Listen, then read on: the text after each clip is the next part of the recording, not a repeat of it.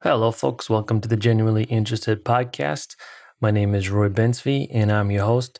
And I want to explain a little bit about the podcast before we start the show this week. This podcast is an opportunity for me to speak with some of the most interesting people I know that I can find on the internet. So, either with amazing talents or achievements or just unbelievable life stories or invaluable insights into areas that they have dedicated their lives to studying. I sit down with these amazing individuals from all across the world. Really, I've talked to people from, Slovenia to the Czech Republic to Australia to countries in Africa and South America, really just all over the world. And I try to ask them the questions that will hopefully help you extract something valuable or learn something new or just get inspired by. And I do hope that you do get inspired by these talks with some sort of a call to action, maybe change something that you wanted to change for a while, or even just enjoy, detaching from the world for an hour and listening to some great conversations. So, whatever it is that you get from this, I do hope that you extract something from it and enjoy the conversations. All these episodes are available on all the major podcast platforms: iTunes, Spotify, Google, and the rest of them. You can also find the episodes on my website, which is roybensv.com. You can find a lot of other information about me there as well, from photos to a little bit more insights into who I am if you're interested. And, you can always go to social media. I'm on Twitter and Instagram. You can find me there. I'm pretty active on both those platforms, although the only ones I have. And I try to post regularly so you can stay up to date. And also be sure to put your email on the website. I shoot emails out with updates, news, any new current information that I have will be sent via those emails and social media platforms. So, yeah, make sure you're in the loop. On this week's episode, we have author, fitness, CrossFit trainer, physical therapist, and speaker, Kelly Starrett. And Kelly has amazing insights into the world of mobility, physical activity, just anything with body movement. This is the guy. He's written books: Becoming a Supple Leopard, Desk Bound, Ready to Run, Waterman 2.0, and other books. And they have, I believe it's him and his wife, they have the Ready State. And their main tenet there is mobility. They pioneered methods, a decade ago, and they've been working with Olympic gold medalists, UFC champions, and just all these other top level athletes. And they've just been helping them to get more ready for whatever it is that they need to do. So working on mobility, working on flexibility, down regulation, nutrition, everything in between. And they're really amazing. He has YouTube videos where he shows you just amazing little tips and hacks. So something that you guys should definitely check out, especially if you're having, well, the interesting thing about having a conversation with him and listening to other podcasts he's been on and the YouTube videos is the connectivity that he puts emphasis on. Something that is wrong with your shoulder could be connected to your toe, and something that's wrong with your finger could be connected to your butt. Whatever it is, it's all connected and it all goes through the spine. And listening to him, you start to realize that, okay, shit, like this lingering injury that I have from years back, it could be affecting this other thing that's wrong with my knee right now. So it all goes through the spine. And I think it makes a lot of sense. I've had lingering injuries, and it kind of, instead of dealing with them at those pivotal moments when I should have probably dealt with them, I think I'm now suffering from other issues that are related, but maybe I haven't put two and two together. So it's very interesting. And, we all have pain, we all have injuries. And sometimes, I don't know if it's for ego or if it's because of we're just accustomed to it and we think it's okay to live with the pain, but we just don't take care of those issues. And when we do, it's usually more preventative than, or excuse me, it's more reactive than preventative. once we are hurt. And it's the same with diets, right? Like we get to a point where we've been eating crap for 20, 30 years and all of a sudden we have high blood pressure or whatever the issue is. And then we go to the doctor and he puts us on pills. But instead of looking at a preventative way of dealing with it, where, okay, now I'm going to actually eat healthy. I'm actually going to exercise so I don't go to the doctor and I don't get on those pills. And I think that's a general way that we need to start looking at our lives, more preventative and less reactive to the problems that pop up because of our lifestyle choices. So I don't want to talk too much about this because I'm a novice. I actually don't know too much about this topic, and that's why I did bring Kelly on, because he's an expert among experts. He's really looked into the nuts and bolts of this topic, and he just knows more about it than probably 99.9% of people on the planet. So it's a pleasure to have him on the podcast, talk to him. We had to cut it a little bit short because he had somewhere to go, but we talked after the podcast and we said that, we'll set something up for hopefully later this month or early next. So he'll be back. If you guys have more questions, just shoot me an email. I'll be happy to ask him the questions that you guys have as well. He's got a wealth of knowledge, so don't be shy. Shoot me any questions you guys have. And yeah, I'll be sure to ask him. So without further ado, here is this week's guest, Kelly Starrett. The Genuinely Interested Podcast.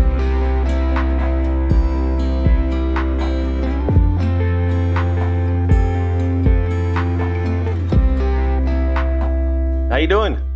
Nice to see you. Good morning. You as well, man. Thanks for coming on, Kelly. I really appreciate it. Absolutely. So I know we're a little stressed for time. The plan was to do a little bit longer, but we'll have to cut it a little shorter today. And hopefully, Kelly will be gracious enough and come on maybe in a few weeks or a month, and we can fill up some of the questions that we have, because there's a lot to talk with you. So many questions. So many questions. Honestly, I've been doing, some research, but maybe a little bit before that, I want to get to know you a little bit better. I know you grew up in Germany. So maybe give a little bit of background about yourself. When did you move to the US? How did you get into sports? That's a fine question. It turns out I was a single child of a single working mother who was a professor. So my mom got her PhD, and this was in the early 80s. And she just was like, hey, I feel like we have this opportunity to go to Germany, live in this expatriate community there in the mountains, and we'll go for 6 months. My mom had just finished defending her PhD, and but then Reagan came to power. The dollar was super high, and it was a great place to raise a kid. Everyone had a bike. We were sort of contained in this Bavarian valley. I mean, it really is ridiculous. If you Google Garmisch, you'll be like, oh, okay. That's paradise. And everyone, our school got out at noon, and we went skiing in the winter, that sort of thing. Everyone was forced to ski. We all played as many sports as we could. We skied, we mountain biked. That's where I learned to kayak. And it was just sort of, in that time, we were always appreciating that the best athlete was the kid. She was the girl who could do everything, the kid who could do everything. So that really kind of set the tone for me, because I didn't grow up necessarily in traditional, all of the traditional ball sports. I grew up with all these sort of other sports where, you really had to be athletic. Not that of course you're athletic in those ball sports, but just a different paradigm. Yeah. And a lot of self-reliance. And then I moved back to the States when I was 15 and fell in love with, American football, and, kind of fell in love with kayaking again when I left college, or when I got to college, because I just, discovered I didn't want to play football because I was small and slow, which is not a winning combination for collegiate athletics. And since they've canceled football this year, maybe I made the good call. Yeah. You had the foresight. That's right. And then, and lo and behold, the kayaking bug hit big. And we were all river guides in the summer and all in teaching kayaking. And, that fast forwards to the national team. And then I was in Chile racing when I met my wife, who lived in San Francisco. And so sort of it all comes together. And in the middle of that, I think what's important and germane is I was a perfect product of the system. We were all about volume. We were all about exposure. And when I got injured, I had a really bad neck injury, like an overuse kind of brachial plexus injury. Right hand went numb, couldn't turn my head. everyone was like, oh yeah, this always happens. And I remember just, sort of being shocked, but what do you mean you knew this was going to happen? Like, oh yeah, like if you play in the NFL, you have 100% guarantee that you're going to get injured, right? Like, well, Yeah. that wasn't how we talked about other sports. And that really set me to physical therapy school and realizing that it wasn't just about, how hard you could work, that nutrition mattered, that sleep mattered, that feeling stressed mattered, how you breathe mattered, your range of motion. And I felt like we should be able to connect the dots a little more effectively. And that, in my first year of physio school, I discovered what, the CrossFit of, 17 years ago, 18 years ago, which is very different. And, and all of a sudden fell in love with I was already working with an Olympic lifting coach in the city, learning to Olympic lift, and knew that was somehow I need to do that. I read Dan John's book, Get Up. I'd been following Pavel for years. And all of a sudden I just, we started to stitch together this notion of that strength and conditioning isn't just about physiology. It's about environmental loads and the place to talk about pain. It's the place to talk about nutrition. We discovered that we had this diagnostic tool that allowed us to cut people in half and understand everything we needed to see. Because I'm like, oh, you think you are a really good runner? Well, let's see what happens when you run fast. Yeah. And it's really difficult to understand your running mechanics because we're like, oh, you're a good runner, so you must, because you run and you don't have pain, that must be enough. Yeah. But as soon as I saw you squat or deadlift or hinge or fall apart, I could just, it made, as my mother-in-law said, it made the invisible visible. And then that, suddenly map that onto an era where, strength conditioning and the internet takes off and, you can buy kettlebells at Target. I mean, the world has changed. And so now we get to have the next conversation. Yeah. So let's talk about pain. You mentioned pain for a bit, and that's something I'm very familiar with, and I'm sure a lot of people are going through enough of it. But you're saying that pain's not necessarily the problem, and it doesn't mean that you can't train. You're saying that because I think I read this either in an outside article or maybe on one of the podcasts. But basically, if you can run, you're not necessarily injured. There are obviously injuries that people can sustain, but if you can run and if you can function, you're not necessarily injured. You're just in pain. And I think that's a little bit of a radical shift in conception of what pain is, because that's not how most people treat it and most people go about it. Yeah, and most people numb it. Yeah, exactly. And they also don't want to treat it with pain, because a lot of times you have to treat pain with pain, and no one wants to feel pain. That's right. Well, I think it's look, they're making the new Dune movie. Thank God. Like, it's the only thing. It's like one of the things I'm living for. I'm living for my American family, but Dune is what I'm living for. Dune's the main thing. But in in the original book, and in the original movie, Paul puts his hand in the box, and the Bene Gesserit woman is testing him and to test his sort of evolution as a person. And in the box, it's a pain generator where he thinks his hand is melting off, right? And she induces all this nerve inductive pain. And the test is, if he pulls his hand out of the box and withdraws from the painful stimulus, she's going to kill him with this poison needle. So he's got to make a choice. And the choice is to be conscious and to live with it and understand what it is, and that it's just all in his head. And he doesn't let me against fear. And right. And he pulls his hand out and he's fine. And, she says, our test is crisis and observation, which is really interesting. So, and the reason I bring this up is pain is just information. And it's the kind of information that is scary because it's really disconcerting and it hurts and it gets your attention. Many people, very smart people have said, pain is a request for change, or pain is a signal to change a behavior. And so it's really interesting. It should be viewed by us no differently than loss of range of motion or loss of force production. Like, if you come into the gym and you're crappy today, no one panics. But that force output or inability to put force out is the same thing as your knee hurting after a run, right? You're getting signaling from your central nervous system that you are smoked or something's up. And the key here is to appreciate that and draw a clear line in the sand that, tissue, pain does not mean tissue damage at all. I mean, clearly sometimes, look, there's a bone sticking out of your leg, you're injured, right? You've sprained your ankle. Like, what an injury looks like. Or if you have night sweats, dizziness, fever, vomiting, nausea, like there's something pathological going on, right? You do have rabies of the shoulder. I'm sorry, that's why your shoulder hurts. Or you can't do your job. You can't occupy a role in society. And this thing painful knee is not allowing you to do your role on the team or do your job. So suddenly now we have this clear line of, hey, that's an injury. And that's when we seek medical attention. And we have to change this paradigm, because if I ask the average person, even going back to middle school and high school, do you have pain? The answer is yes. Yeah. And what we know is that the resting state of the human being is pain-free. But pain is such a common experience. It can't mean injury, and it can't mean a medical professional that has to be involved.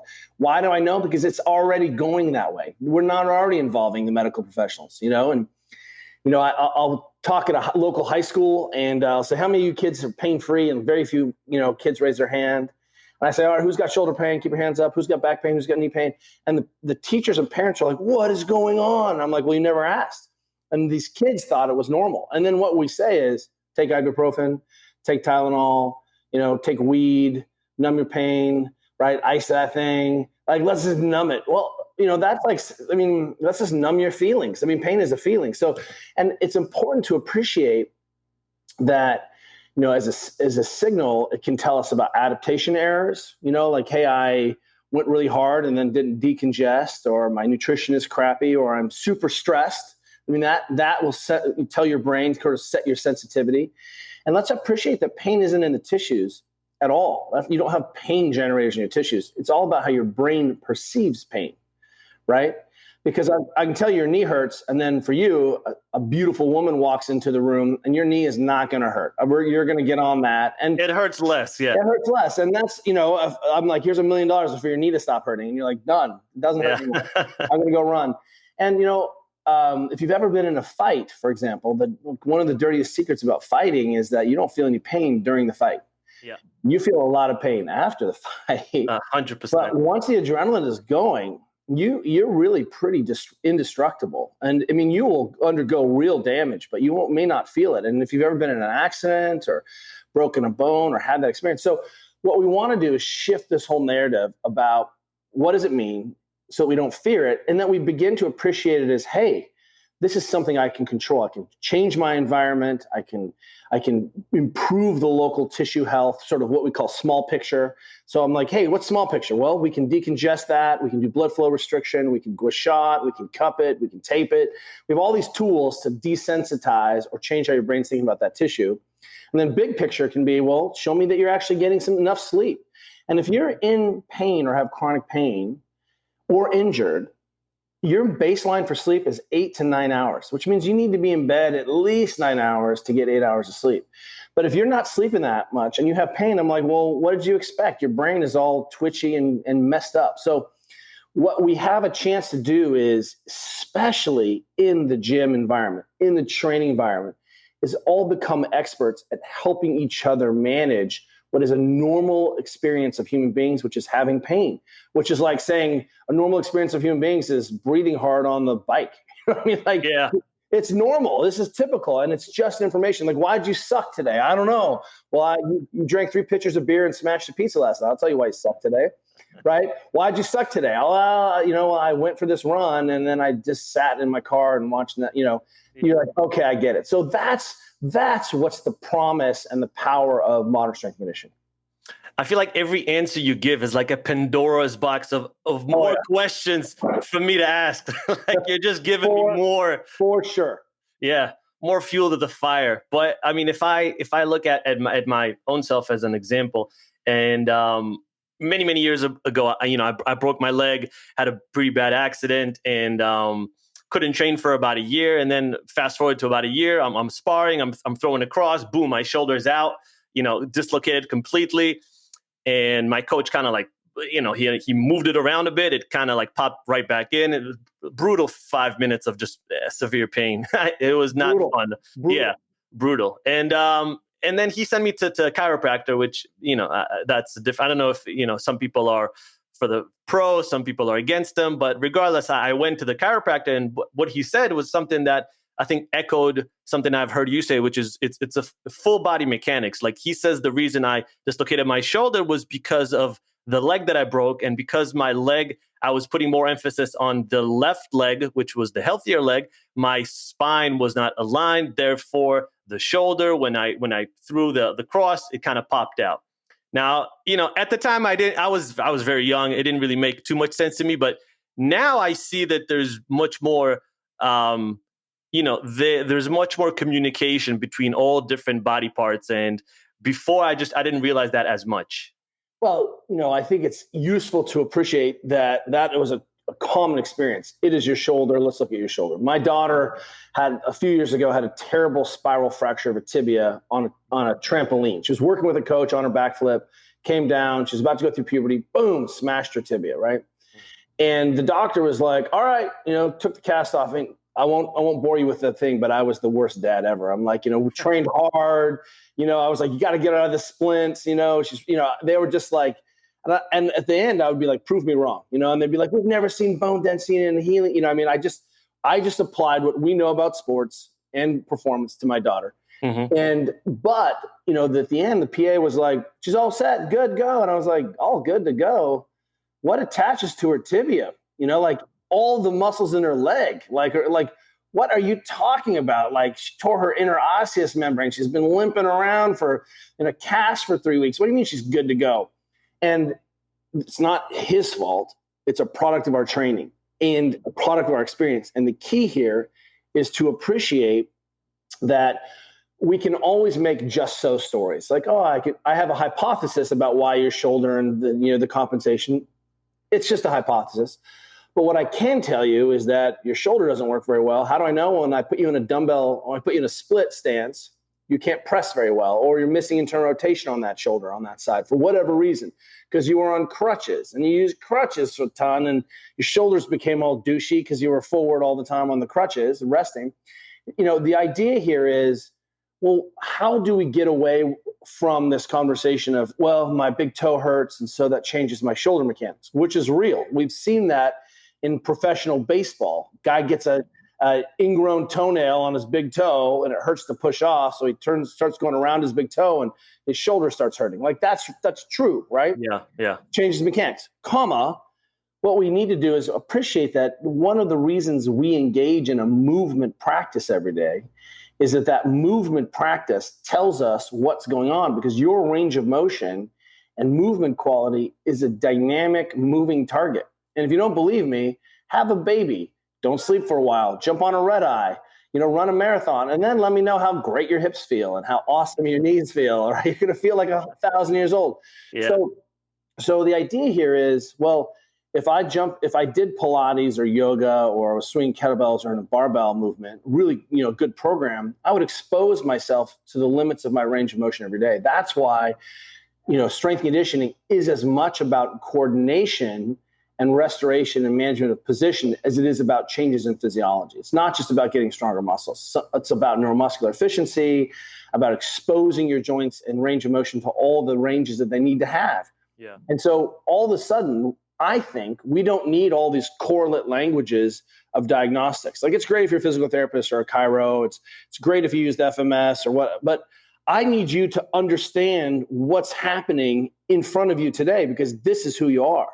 And what we know from experience, the same way that we have to change this conversation about pain is we need to change the conversation about understanding what we're seeing.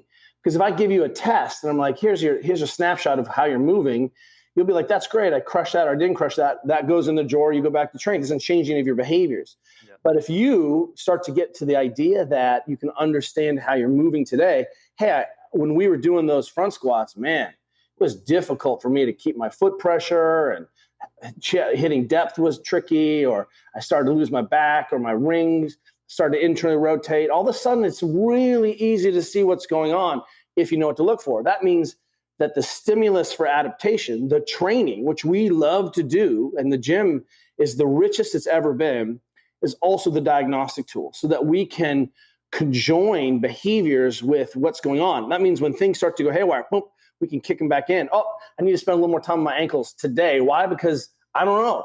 I rode my bike yesterday. I did a bunch of Muay Thai. Like, it doesn't matter what the mechanism is. The matter is, hey, whatever's happening, something's changing. Boom, I can jump right on it. Yeah. And I think I'm one of those, stupid dude type guys that are, I'm like, if something hurts, I'm like, no, I'm good. I don't want Yeah, to, good. Yeah, I hear you. it's an ego thing. Like, you don't want to admit that something hurts. You're like, I'm good. I'm tough. I'm rough. I can, get past this. And, I broke both shoulders. So like, I do not have full range of motion in my shoulders now. And that's something when I went to yoga and I would just have to like put my shoulders in a 90-degree, I'm like, oh, okay. Like I see what's happening.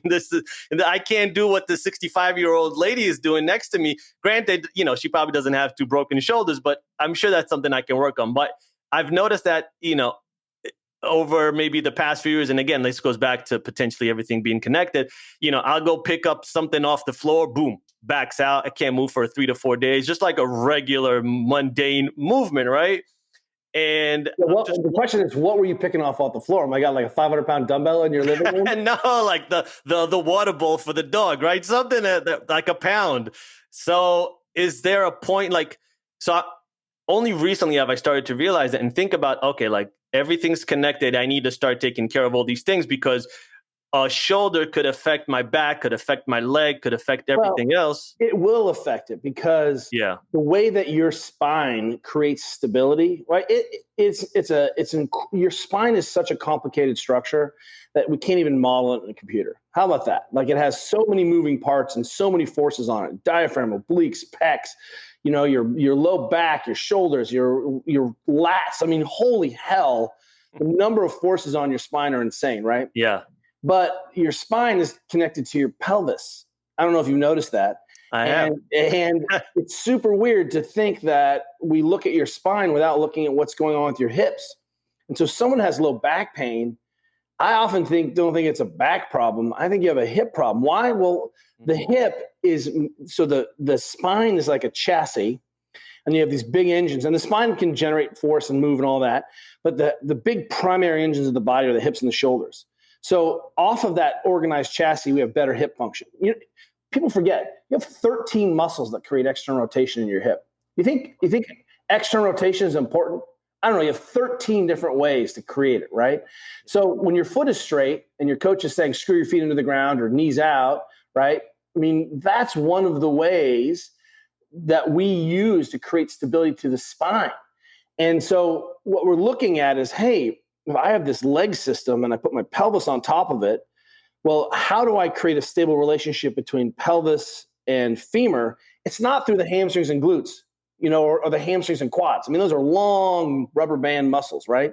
Yeah. So it's all of these deep rotators. Your hip, so everyone knows the rotator cuff of the shoulder, but your hip has a rotator cuff. And there are 6 muscles that make that rotator cuff. 6. So it turns out your body really prioritizes how well your femur rotates and is able to create a stable pelvis off of the femur. It's not because you walk around doing this all day with your leg, waving to people and manipulating the ground. Your leg is pretty much does, you can turn and do what you need, but it's about foot straight. And then that rotation allows the pelvis to become stable on the femur. But imagine now that you're missing hip flexion, can't bring your knee to your chest. So you start to run in. Well, your body's going to solve this problem some way. Why? Because it knows you got to keep going. So you're going to dump your pelvis, or you're going to start to and the language that we used to use is pelvic fault or movement fault. And that's the wrong language. I inherited that language. So I'm going to throw all the physios in front of me under the bus. What we now say is that's a compensation. You will compensate. And compensation doesn't necessarily beget pain. It just says, hey, that may not be the best way to move, or you may only be using 70% of your capacity. And if you just want to be 70%, that's fine with me. Yeah. And if you want to go fast and lift weights and sort of have the best expression of what's possible with your body, then 70% is a C. And I think we can untap that. Why or how? Well, when you did a squat, you fell over backwards, or you did a squat, your knee stopped at 90 degrees and you can't get below parallel. Well, it's easy for me to understand that you don't have normative or base range of motion skills. All you need to do is watch you move. And then when we improve that or work on it or maintain it through a normal practice, suddenly what we've done is we freed up the mechanics and the normal function of the back to do what it's supposed to do. So it's not a mystery. Like, why did I throw my back out? Well, it's complicated, but I will tell you, if you're missing hip extension and you have no rotation in your hips, that's probably why. It's not because your core was weak. Holy shit, that's not the problem. That's a mind-blowing moment, I think, for me when I started to realize all those different things, and just like you mentioned. But let me ask you, like, I guess a question that's split into two, but it goes back also to just day-to-day things that we do. You literally wrote the book, on sitting down, and me, as especially now, I sit down a lot. I do the podcast, research, emails, et cetera, et cetera. Yeah. I try to get up as much as possible. I'll say like maybe every hour, maybe two, walk around, especially I have ADD. So I move around a lot regardless.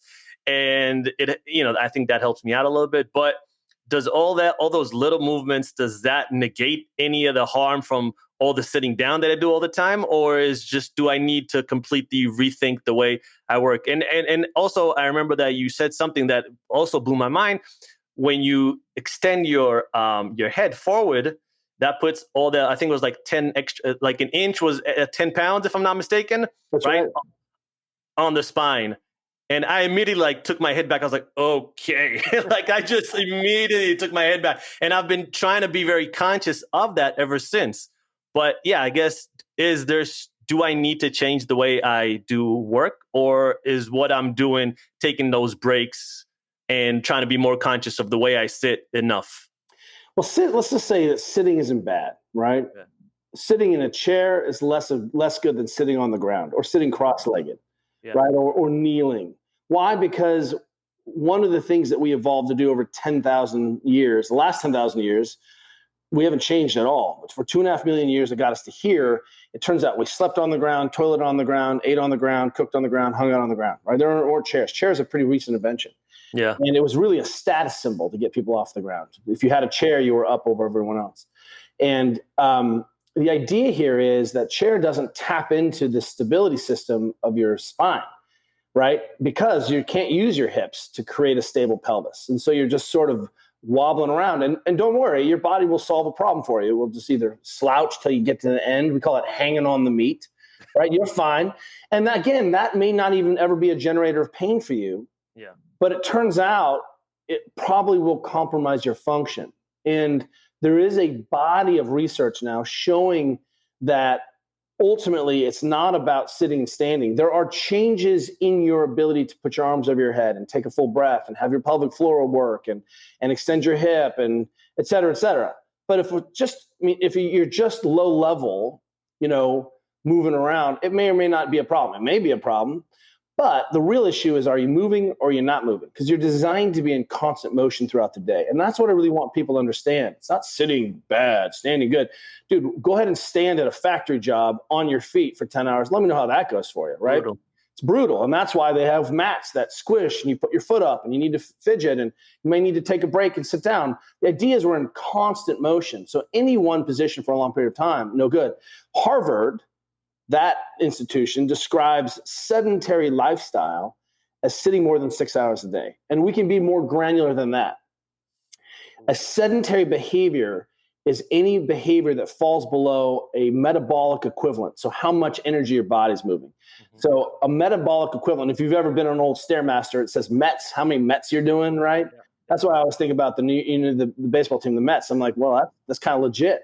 And a metabolic equivalent is this threshold of sedentary behavior, non-sedentary, which is 1.5. So standing up, 1.5. Leaning, perching against the bar stool, 1.5. Sitting in a chair, below 1.5. And your brain starts to do very complicated calculus. It starts to change how you burn sugar. It starts to change what's going on. And we understand that the game here is loading and moving. And there was even some research recently that they think that sitting down changes how much your body thinks it's supposed to weigh, and standing up and moving helps your brain understand what it's supposed to weigh. Yeah. And so they think there are actually these weight sort of measurements, tension, sensors in the body. And they did a whole bunch of interesting things with rats where they put pellets in the rats, and the rats would up or down regulate their body weight to maintain their regular body weight.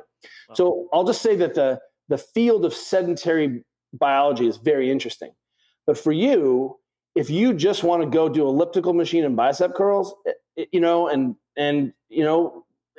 may or may not ever cause pain. you may get fat, you may be insulin insensitive, you may not be able to extend your hip. And if you ever want to run fast or have access to your body, it may not be the best way to do that, right? Because we can measure those changes. So Well, that's optimistic. Yeah. what I'm saying is, what easiest thing to do is to get a standing station, right? And to vary your work area. So right now I'm at my table because I think my shelf looks behind me. So I'm sitting in my mid-century modern table, but I'm sitting cross-legged on the chair.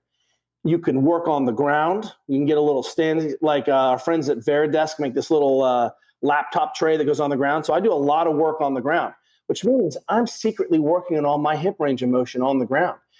Being on the ground is one of the ways that the body tunes itself. It's one of the ways that the hip maintains its function. It's one of the ways that we keep our internal, external rotation because we're sitting on the ground. And so what's nice then is that if I vary the environment, if you need to sit down and work, go sit down and work for a while, but then stand and work for a while, fidget work. I mean, we figured this out. This is how clever we are. People went drinking. There used to be these places called bars where you'd go drink alcohol with your friends. I remember. Yeah. We'll write about them in the history books. But they realized that you couldn't have a table height. You needed a bar height, right? Yeah. And that bar height allowed people to lean up against the bar. That's why it's padded. And then they were like, we should put a bar stool here so you can lean. And then they even made a place where you could put a foot up, right? The rail at the bottom. Yeah. And putting your foot up made that you took some of the extension load out of your spine and you're able to fidget. And so what we say is, hey, it's not a standing station until you have the Captain Morgan option at your standing station. And what we found was from the bartenders that people would sit around and drink a lot longer versus my back hurts, right? So the key here is, how do I set up the environment so that I have a better option with my body and I don't have to remind myself to get up every once in a while? I think, and that's what we want to do. I want to take out some of the choice so that it's not about discipline. If you sit, because you work great there, I work with President Obama and I set up his workstation for his book, right? And he can only write sitting down, but it was killing him, right? So I got him this fidget bar that we made, and we put him on a different chair that gave him movement choice. And then he works with an amazing physical therapist and coach. And so the idea is, set yourself up to do the best thing you can, make the best choices you can, and then don't worry about it because you're still a badass human being.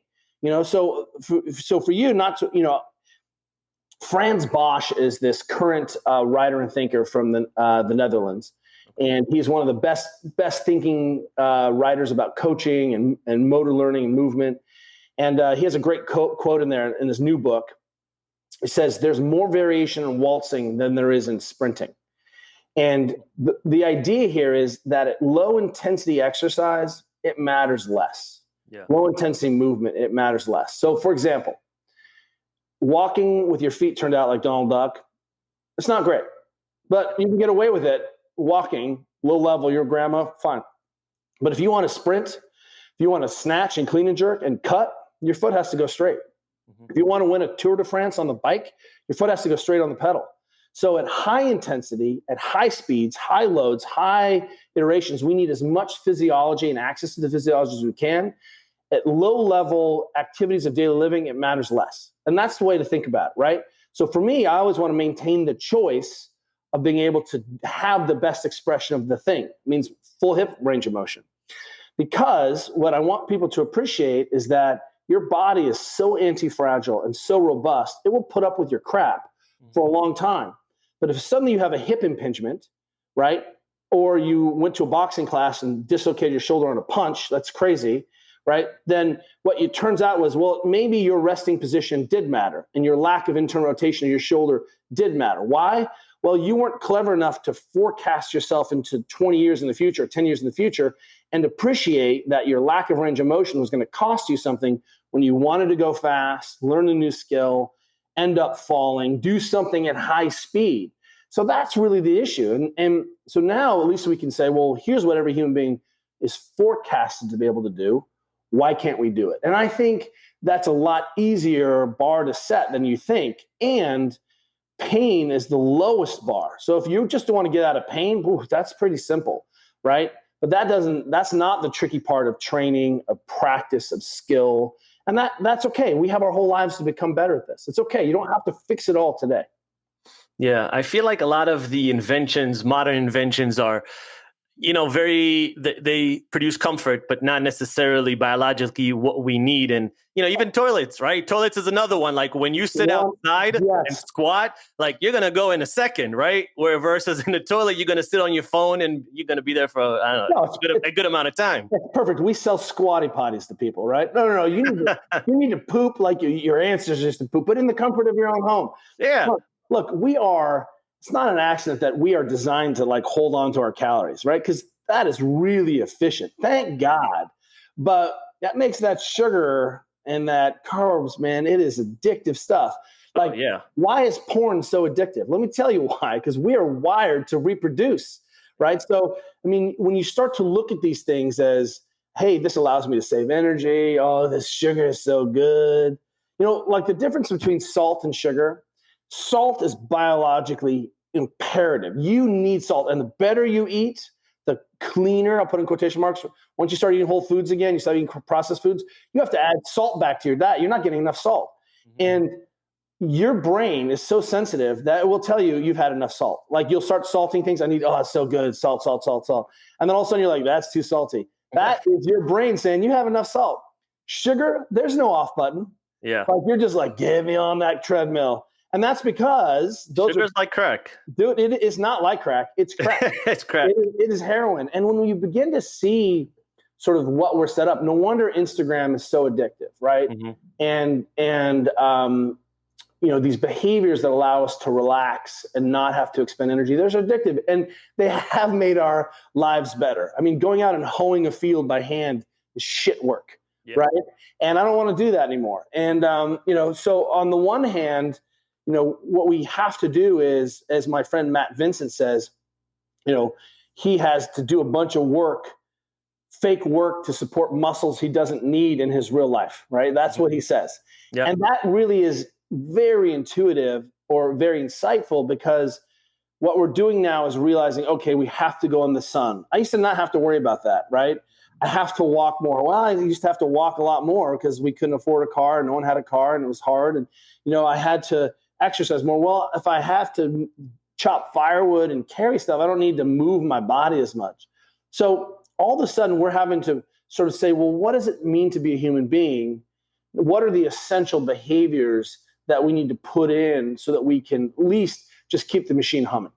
Yeah. And, I think because we're, especially in the US free market capitalist society that's always looking for a product or a guru or a service to help solve our problems externally, we're always looking for something like that. And it's, for the most part, it's recycled information. It's some sort of a loop that someone already said it like 50 years ago. And we kind of know the basics, right? We know the foundations. We know that you should eat your veggies and your fruits and a whole food diet and don't smoke and exercise and, try to be part of a community and low stress. All those things are I think we know them, but for some reason, people spend so much money and so much of their lives to seek out these people, and they spend a lot of money on a lot of books and a lot of conventions and webinars to get the information that they kind of already know. And the amount of I don't want to say fake gurus, but the amount of ads I get on YouTube for all these exercise gurus and fitness gurus that just if you click on this one thing, we're going to solve all your problems. And it's endless. It's really endless. Like every day I'll have like 6 or 7 new people trying to solve all my problems if I just click this one button. And and what you're realizing is, I think you're really hitting, it is our curious nature. There's a better way. And look, what we want people to understand is that we can be really agnostic about what it looks like, right? And, a lot of different ways to eat, but they all rhyme with whole food, and you can't eat a ton. You can't eat like a tantrum, middle schooler. You can't. Yeah. Especially I'm 47. I can't do it, My rule is I don't snack during the day. I don't have anything sweet until after 8 p.m. I have to get to 8 p.m. And then if I want a cookie, I have a cookie, but I didn't snack during the day. I didn't eat a cookie during the day. What you're appreciating here is, the fact that you could go to church, ride Peloton, deadlift a little bit, boom, you have a community, you feel connected to people in your community, you're eating whole foods, you do a little aerobic work and you lift a weight. And Yeah. guess what? Rinse, wash, repeat. Yeah. And the difference here is, I think sometimes we think we're going to win our health. We've treated our health like it's a game. One day we're going to win and we're going to get max score. And, you don't get a high score on your health. Like this is, you're going to die. And I don't mean to be flippant about that, but the key is that this isn't what we call an infinite game. And the only way you can win an infinite game is to continue to play well and continue to keep everyone else in play. And it also means that there are going to be days where you sucked at the game. You lost the game. Why? Well, you ate like shit. You had poor sleep. You went drinking with your friends and you didn't move your body. And you're like, oh, I didn't play very well. But tomorrow you can play better. And tomorrow you can hug your family and get some sunshine and breathe hard and lift a little weight and sleep more and drink some water. And I think when you start to look at every day as a chance to play a little bit better, and the goal is to continue to play as well as you can, because there'll be times in your life where you cannot play well. Don't panic. Control what you can control. Do a little meditating. Walk for 20 minutes. Get some sunshine. Check the box. If you know, like I get on an airplane, I don't eat.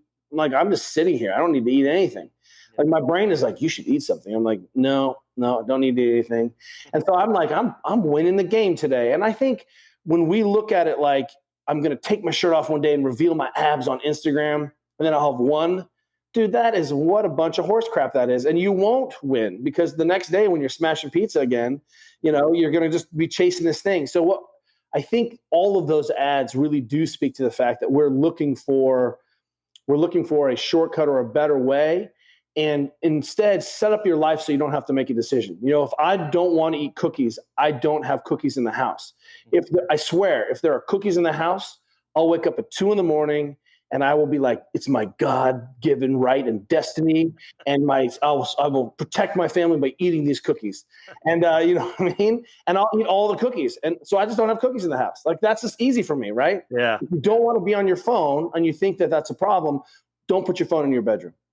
Have some self-restraint. Well, you don't even have to do it. Set up a behavior. So if you have a training partner who's you're going to show up at 3, you'll show up at 3. And it's not that you don't love to train, but you don't want to let that person down, right? And so what's interesting then is, suddenly you can start to constrain your environment, right? You can sit on the ground, you can work in these different places, and you don't have to make a choice. And you let that game run, and I guarantee you'll feel better. And I think that's really the bottom line, is that we aren't doing a good job of maximizing how good we can feel. It's not about, getting cancer, not getting cancer, falling off the toilet when I'm 100. That's not what it's about. It's about, wow, you think you're killing it today, but you're actually not. You don't feel very good. You're not as bright as you think you are. You're not smashing the weights like you think you are. You have a lot more hidden potential. Yeah. I know you got to go, but I'm just going to last question. I know you're a big fan of Yuval Noah Harari. And I had a point, last year where I was listening to his stuff consistently, reading the books, the lectures, everything.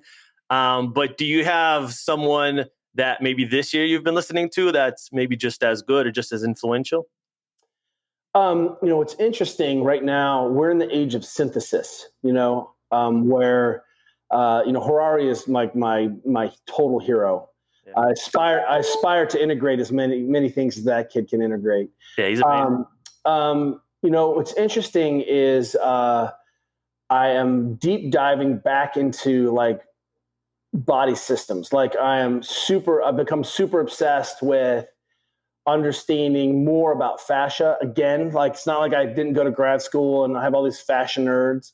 Also, I'm deep into the lymphatic system again. But from a holistic view, I'm really interested in how you kind of create environment to get a better outcome. Like that, my degree in college was geography, and I was in cultural geography, which is interaction between person and environment, and how does people shape environment, and how does the environment shape people, right?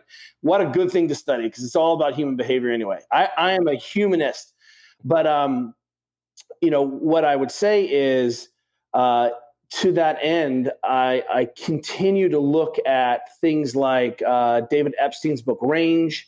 I think that's wonderful.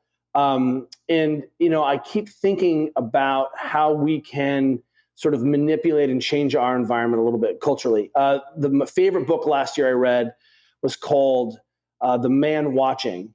And it's a biography of Anson Dorrance, who was the head coach and still the head coach at UNC women's soccer.